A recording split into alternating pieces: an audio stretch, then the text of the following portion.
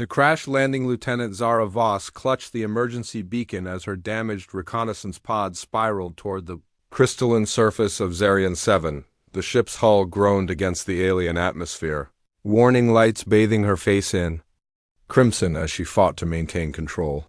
Her mission to survey potential colony sites had turned into a survival nightmare when space pirates ambushed her small craft near the moon's orbit.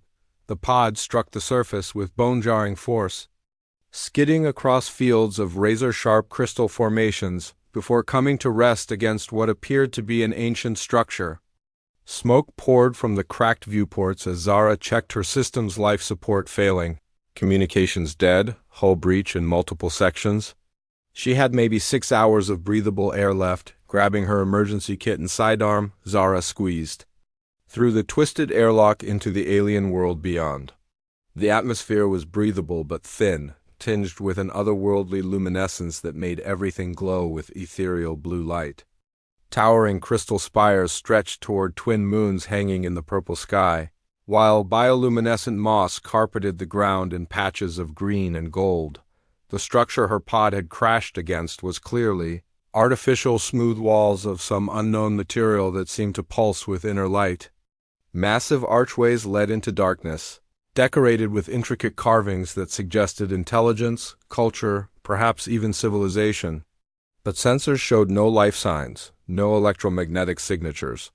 Whatever built this place was long gone, or so she thought. As Zara approached the nearest entrance, seeking shelter from the planet's violent weather patterns, she activated her helmet's recording system.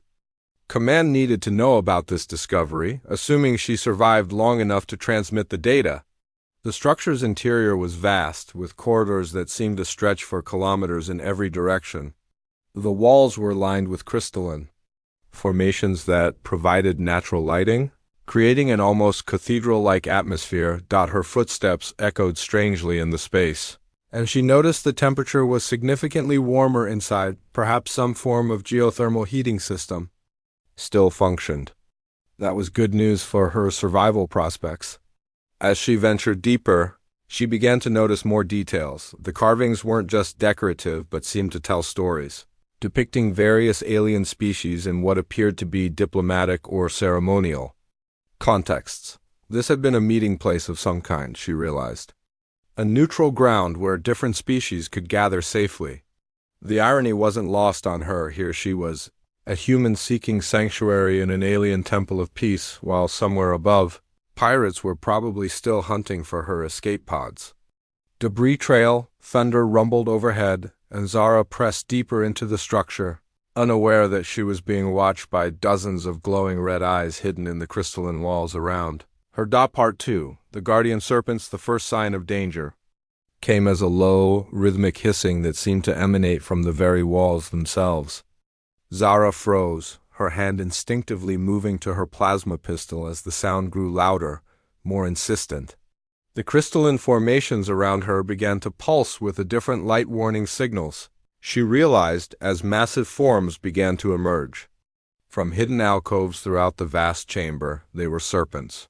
But unlike anything in Earth's fossil record or xenobiology databases, each creature stretched nearly 10 meters in length. Their bodies, thick as tree trunks and covered in scales that seemed to shift between metallic silver and deep obsidian. Bioluminescent patterns ran along their flanks, pulsing in complex sequences that suggested advanced communication.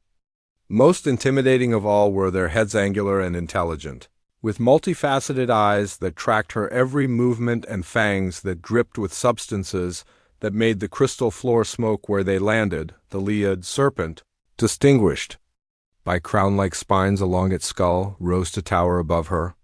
Its mental voice crashed into her consciousness through some form of telepathic communication, carrying emotions of territorial fury and protective instinct.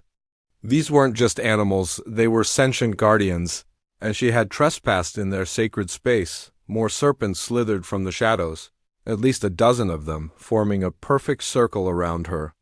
Their scales rattled with aggressive displays, and the chamber filled with harmonious hissing that made her bones vibrate. Zara raised her hand slowly, trying to project non-threatening intentions. But these beings were clearly beyond such simple gestures. Then she heard it, a different sound cutting through the aggressive symphony. Soft, frightened chirping, like distressed birds, but with an alien quality that tugged at something primal in her chest.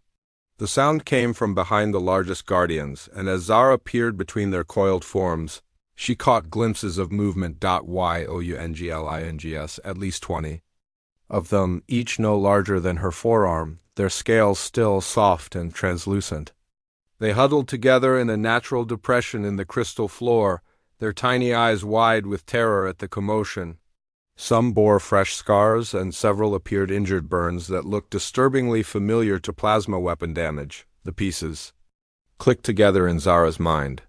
The pirates hadn't just attacked her ship, they'd been raiding this moon, hunting these creatures for their valuable scales and venom glands. The adult serpents weren't just territorial guardians.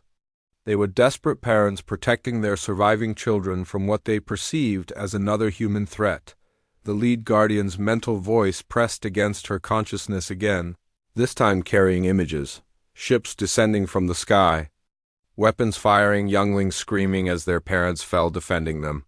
The remaining adults had brought their offspring here, to this ancient sanctuary, hoping the sacred nature of the place might offer some protection. Instead, another human had found them.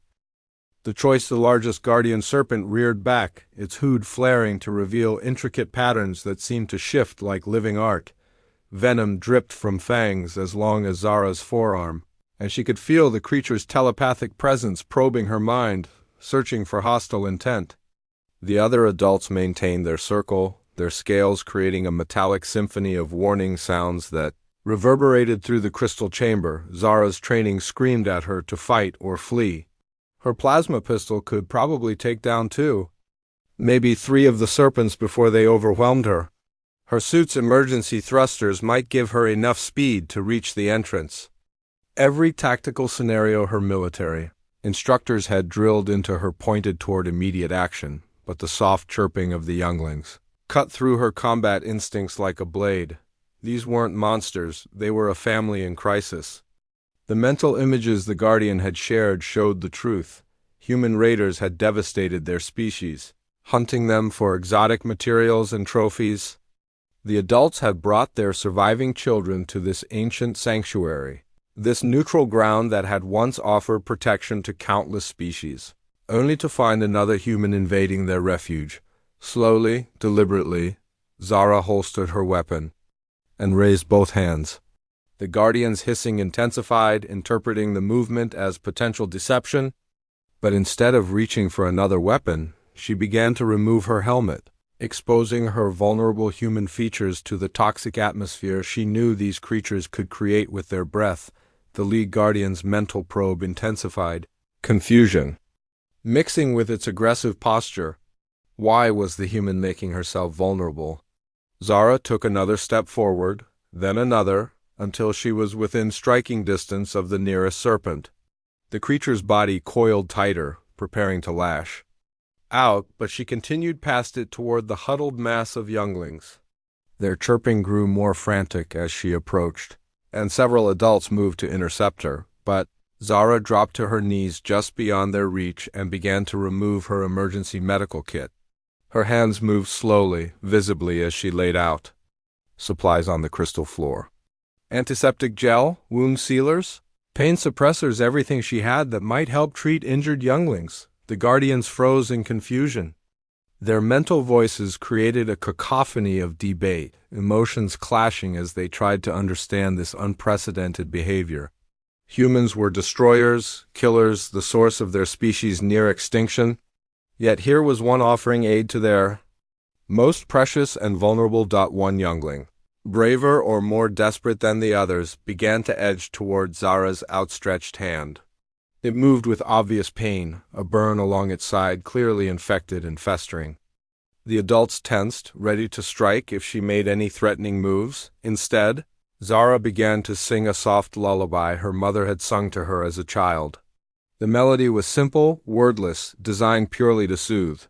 The alien chamber's acoustics transformed her voice, creating harmonies that seemed to resonate with the crystalline walls themselves. The youngling stopped just beyond her reach, its large eyes fixed on her face with curiosity replacing fear. Part 4. Trust forged in crystal lathe, the injured youngling's approach sent ripples of tension through the guardian circle. But something in Zara's song seemed to resonate with the ancient acoustics of the sanctuary.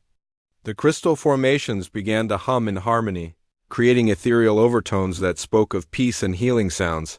This place had been designed to amplify during diplomatic gatherings eons ago. Zara continued her lullaby while slowly opening the medical gel, letting the youngling see and smell the healing compound. The small serpent's nostrils flared, and through some instinct that transcended species, it seemed to recognize the substance's medicinal properties. Tentatively, it slithered closer, its tiny scales catching the blue light as it presented its injured side. The adult guardians watched in absolute stillness as Zara gently applied the gel to the burn. The youngling's relief was immediate, a soft trill of gratitude that echoed through the chamber. Other injured younglings began to emerge from the huddle, drawn by their siblings' experience and their own desperate need for treatment. One by one, Zara tended to their wounds with the patience of a field medic and the gentleness of a caregiver. Burns from energy weapons, cuts from sharp crystal during hasty escapes, infections from inadequate shelter, each injury told the story of a species driven to the brink of extinction by human greed.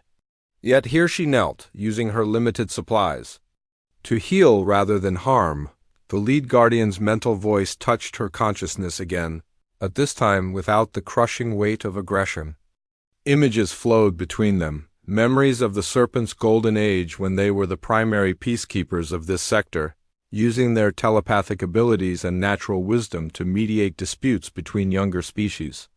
They had been the guardians of this very sanctuary, welcoming all who came seeking neutral ground. Then came darker images, the first human contact, initially promising trade agreements, cultural exchanges, mutual respect.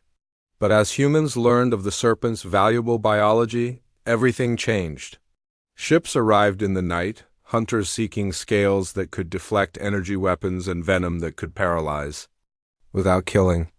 The serpents fought back, but their peaceful nature made them ill-equipped for the brutal efficiency of human warfare. Zara felt tears on her cheeks as she witnessed the genocide through the Guardian's memories. Entire nests obliterated, ancient temples stripped of their protective serpents, a proud species reduced to scattered refugees hiding in the ruins of their former glory. These younglings represented perhaps the last generation of their kind. As she finished treating the final injured youngling, Zara became aware that the adult serpents had slowly drawn closer. Their aggressive postures had shifted to something resembling curious observation. The largest guardian, the one whose memories she had shared, lowered its great head until it was level with hers. For a long moment they regarded each other, human and serpent, representatives of species locked in an undeclared war. Then, with infinite care, the guardian extended its forked tongue to taste the air around her, reading the chemical signatures of her emotions. What it found there seemed to satisfy some deep need for understanding, the mental voice that touched. Her mind now carried wonder rather than hostility. In all their long memory, no human had ever chosen protection over predation, healing over hunting. The new alliance, the sanctuary's crystal walls pulsed with renewed vitality as dawn broke over Zarian 7, casting rainbow patterns through the translucent formations. Zara had spent the night among the serpent family, sharing body heat with the younglings and learning rudimentary telepathic communication from the adults. Her emergency beacon remained silent. She had chosen not to activate it, knowing any rescue might bring more humans who wouldn't understand what she had discovered here. The lead guardian, who had shared his name through their mental link, the Sarian. The last speaker coiled beside her as they watched the younglings play in the crystal pools. Their wounds were healing remarkably fast, aided by both her medical supplies and their species' natural regeneration. More importantly, they showed no fear of her presence, often curling around her arms or perching on her shoulders as they explored their temporary home through the Sarian's memories. Zara learned the true history of the sanctuary. It had been built by the serpent's ancestors as a neutral meeting ground for all sentient species in this sector of the galaxy. For millennia, it had served as a place where conflicts were resolved through wisdom rather than warfare, where different forms of life could coexist in peace. The serpents had been its guardians, their telepathic abilities making them ideal mediators. But when humanity arrived with their expansion fleets and corporate mining operations, everything changed. The sanctuary's location made it valuable for resource extraction, and the serpent's scales and venom made them valuable for harvest. What had taken millennia to build was destroyed in mere decades of human progress. Now, as Zara felt the younglings' trust and witnessed their parents' cautious hope, she understood her true mission had nothing to do with colony surveys or military reconnaissance. She was here to forge a new path between their species, to prove that not all humans were destroyers. Her communication equipment crackled to life. Suddenly, a rescue beacon from a Terran Navy vessel. Captain Marcus Webb's voice echoed through the chamber, professional and urgent. "Lieutenant Voss, please respond. We've tracked your escape pod to these coordinates and are prepared for immediate extraction." Zara looked at the Sarian, whose ancient eyes held a mixture of hope and fear. The serpents couldn't hide forever, and humanity's expansion wouldn't slow. But perhaps, with the right mediator, the two species could find a different future than mutual annihilation. She activated her transmitter. "Captain Webb, this is Lieutenant Voss. I'm safe, but I need to request immediate diplomatic immunity for this location. I've made contact with an indigenous species, and we have an opportunity for peaceful first contact protocols." The pause that followed stretched for several heartbeats before Webb responded. "Diplomatic immunity, Lieutenant? Your mission parameters were survey and reconnaissance only." "Sir, I'm invoking Article 7 of the Galactic Expansion Charter. This site has significant archaeological and cultural importance, and its inhabitants have demonstrated clear sapience and peaceful intent. I'm requesting immediate deployment of xenobiological and diplomatic teams." The Sarian's mental voice touched her consciousness, carrying gratitude and something that might have been hope. Around them, the crystal walls began to sing with the same harmonies that had once welcomed countless species to this place of peace.